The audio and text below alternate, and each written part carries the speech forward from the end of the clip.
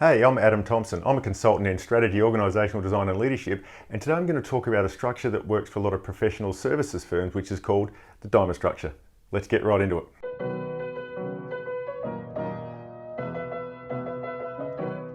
Traditional hierarchy gets a bad rap, but there's so many situations where it's the most appropriate organising principle. Now, if we draw up our classic org structure, we look like this, and if we put an outline around it, it's going to look like this. Hence, we get the classic organisational pyramid. Now, there's this thing called levels of work from Elliott Jaques, which is really quite informative. So I'm just going to draw on these lines here, where you can see you've got three different natures in terms of the work. So if you look at this work up here, the work here classically looks at systems and networks and how the whole thing fits together. The work here I call unique problems requiring the accumulation of information and working out what to do in this particular situation, which we haven't really seen anything before. So if you think about professional services work, we're talking creating briefings, we're talking design, we're talking business partnering. That's the sort of nature of the work there, because the nature of the work is not find the correct thing on the shelf and copy and paste in. It's about actually coming up with a situation for this time. And the work here is what I call pace and quality work, where the job is to respond to what's in front of you quickly and at the quality required to get the job done. And often some of the work here solves a unique problem by putting together guidelines and procedures and the like that allow the people doing the work here to do it with pace and quality in an ever-going dance.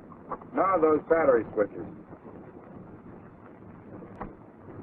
And if you want to move this to a bit more of a modern concept, you make sure that all these people are involved in doing both that type of work and that type of work together. Anyway, that's our basic pyramid structure. It is still more precise than many modern skyscrapers.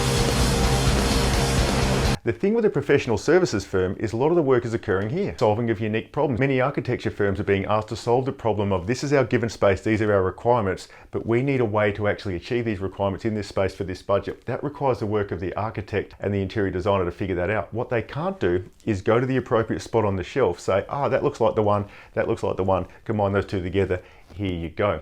Now that type of work might be more in the nature of perhaps drafting work for some of the bigger production building companies where they do have departments, and the people who are doing the work there are skilled in the same way mechanics are skilled.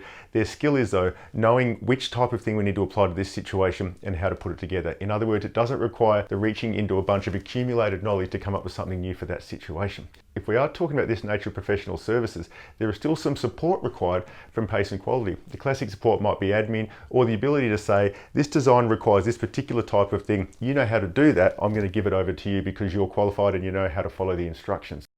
If you don't follow directions, you can't be on the field and show off your amazing skills. So we do need all the levels of work, but they're going to look different. In fact, they're going to look like this. And you can see we have more people doing the work here in this type of work than this type of work. And if we draw our box around it, now it looks like this. And there's the diamond structure as promised. Now we do have the people doing the work here. Now everyone deserves leadership that adds value. So if this person's doing a lot of the work mainly for this person, maybe they can report to there, or perhaps you have all three people reporting to the one person, but this person helps them make sure they're offering work that's of value, serving all the people involved at that thing. That's the sort of stuff you can sort out to organise that. But the big lesson here is to make sure that you don't make the assumption that we have to roll with a standard pyramid hierarchy when the majority of the work that the organisation is producing is actually of these professional services level. Because in that case, the diamond structure might be a better one for you to roll with.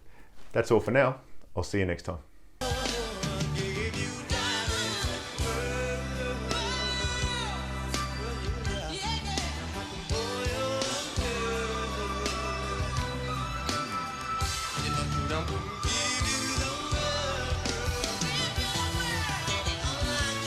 You're going to look